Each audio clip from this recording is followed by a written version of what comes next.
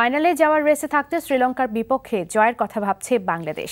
Asia cup টি-20তে আজ সন্ধ্যায় 7:30টায় নিজেদের তৃতীয় ম্যাচে লঙ্কানদের মুখোমুখি হবে স্বাগতিকরা।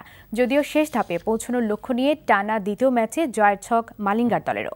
তারেক স্বপনের ছবিতে রিপোর্ট সুব্রত সাহার। 53 নম্বর টি-20 ম্যাচে এসে পরীক্ষাটা নিজেদের সাথেই করতে হচ্ছে বাংলাদেশকে। টানা 2 ম্যাচে ব্যাটিং যখন দুশ্চিন্তার নাম, তখন ফরম্যাট বিবেচনায় পিছিয়ে থাকার সবচেয়ে বড় কারণটাও প্রকাশ্যে চলে এসেছে।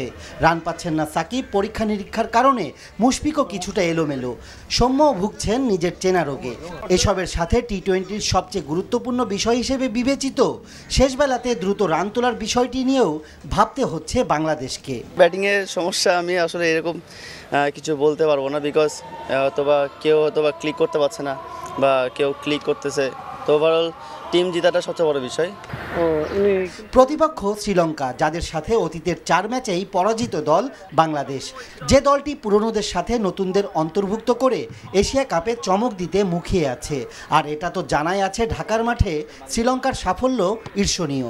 এখান থেকেই যে তারা অতীতে জিতেছে টি-20 বিশ্বকাপ। প্রতিপক্ষ নিয়ে আমরা বিশেষ কিছু ভাবছি না।